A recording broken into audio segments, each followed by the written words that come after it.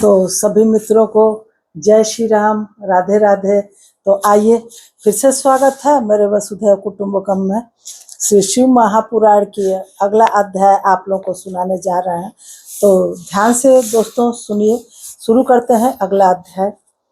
नैमिषारण्य तथा बद्री काश्रम में सूर्य और बृहस्पति के मेष राशि में आने पर यदि स्नान करें तो उस समय वहां किए हुए स्नान पूजन आदि को ब्रह्मालोक की प्राप्ति करने वाला जानना चाहिए। सिंह और कर्क राशि में सूर्य की संक्रांति होने पर सिंधु नदी में किया हुआ स्नान तथा केदार तीर्थ के जल का पान एवं स्नान ज्ञानदायक माना गया है।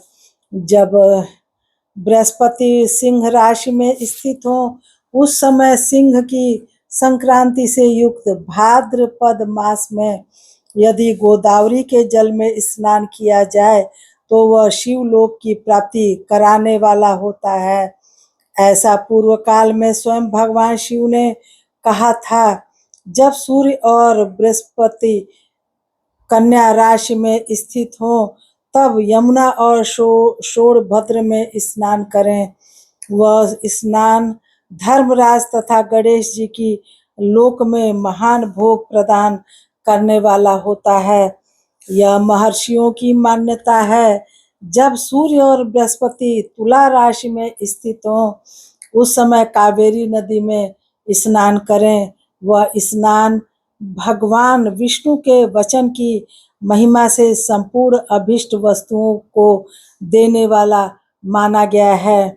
जब सूर्य और बृहस्पति वृश्चिक राशि पर आ जाएं तब मार्गशीर्ष के महीने में नर्मदा में स्नान करने से विष्णु लोक की प्राप्ति होती है।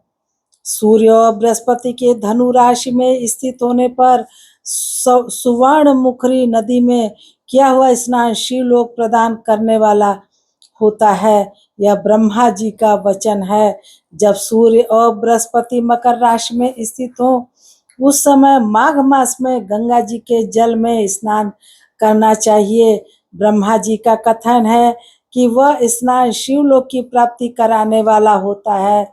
शिवलोक के पश्चात ब्रह्मा और विष्णु के स्थानों में सुख भोग कर अंत में मनुष्य को ज्ञान की प्राप्ति हो जाती है।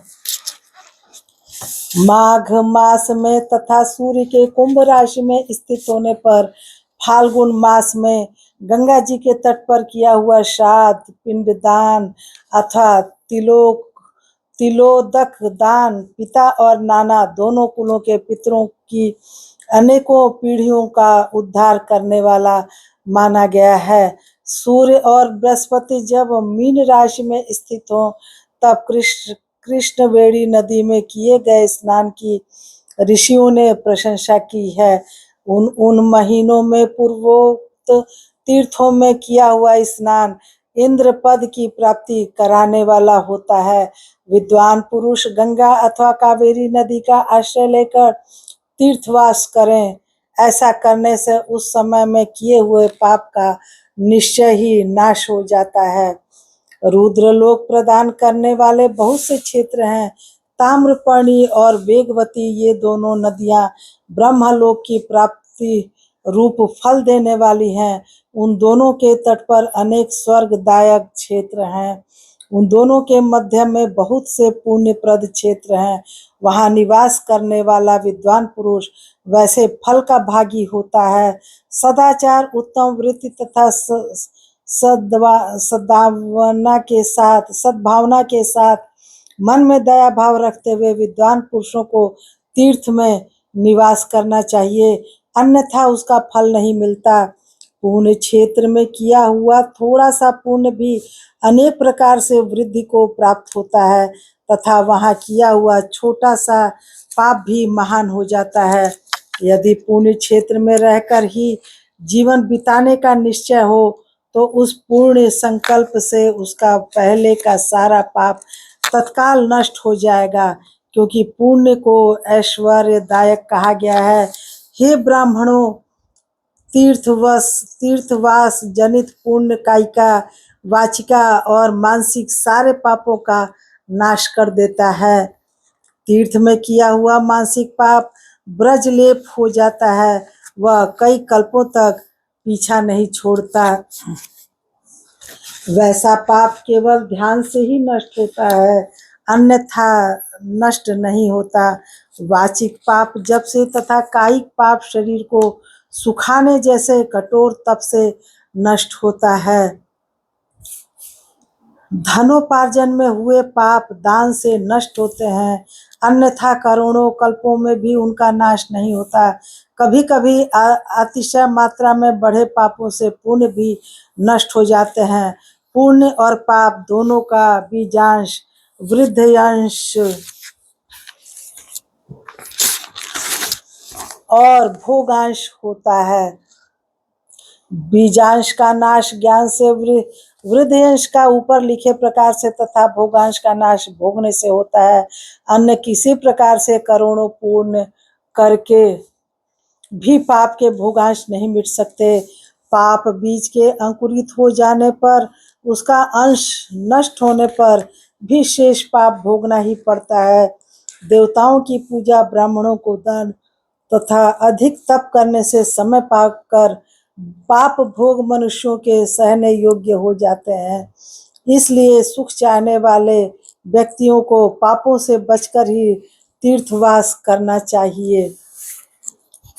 तो इस प्रकार श्री शिव महापुराण के अंतर्गत प्रथम विद्येश्वर संहिता में शिव क्षेत्र का वर्णन नामक 12वां अध्याय पूर्ण हुआ। अथ त्रयोदश अध्याय सदाचार, शौचाचार, स्नान, भस्म धारण, संध्या वंदन, प्रणव जप, गायत्री जप, दान, न्यायतः धनोपार्जन तथा अग्निहोत्र आदि की विधि एवं उनकी महिमा का वर्णन। ऋषिगण बोले, हे सूत जी, अब आप शीघ्र ही हमें वह सदाचार सुनाइए जिससे विद्वान पुरुष पूर्ण लोकों पर विजय प्राप्त कर लेता है। स्वर्ग प्रदान करने वाले धर्ममय आचारों तथा नरक का कष्ट देने वाले अधर्ममय आचारों का भी वर्णन कीजिए। सूत जी बोले, हे ऋषियों, सदाचार का पालन करने वाला विद्वान ब्राह्मण ही वास्तव में ब्राह्मण नाम धारण करने का अधिकारी है। जो केवल वेदोक्त आचार का पालन करने वाला है, उस ब्राह्मण की विप्र संज्ञा होती है। सदाचार, वेदाचार तथा विद्या, इनमें से एक एक गुण से ही युक्त होने पर उसे द्विज कहते हैं। जिसमें स्वल्प मात्रा में ही आचार का पालन देखा जाता है, जिसने वेदाध्ययन भी बहुत कम किया है तथा जो राजा का सेवक, पुरोहित, मंत्री आदि है, उसे क्षत्रिय ब्राह्मण कहते हैं।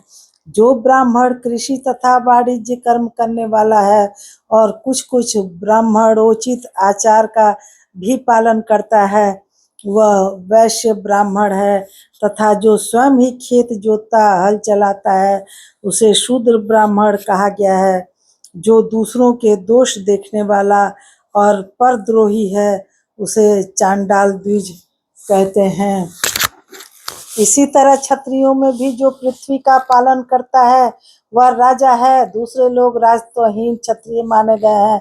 वैश्यों में भी जो धान्य आदि वस्तुओं का क्रय विक्रय करता है, वह वैश्य है। दूसरों को वाणिक कहते हैं। जो ब्राह्मणों, क्षत्रियों और वैश्यों की सेवा में लगा रहता है, वह शूद्र कहलाता है। जो शूद्र हल जोतने का काम करता है, उसे वृषण समझना चाहिए। शेष शूद्र दस्यु कहलाते हैं। तो चलिए, अब ये 10 मिनट होने वाला है दोस्तों, तो इस अध्याय को यहीं समाप्त करते हैं। और हमारी ये शिव महापुराण की ये कथा आप लोगों को अच्छी लगेगी तो हमारे वीडियो को लाइक, कमेंट, शेयर करिएगा और सपोर्ट करिएगा। दोस्तों, आप लोग सुनिए, ध्यान से सुनिए। मेरा ब्लॉग वीडियो कोई भी नहीं देख रहा है तो प्लीज़ दोस्तों सपोर्ट करिए और आप लोग ये कोई गलत चीज तो है नहीं, तो शिव महापुराण की कथा है। तो चलिए अब इस अध्याय को यहीं समाप्त करते हैं, मिलते हैं अगले अध्याय में। तब तक जब सभी को जय श्री राम, राधे राधे।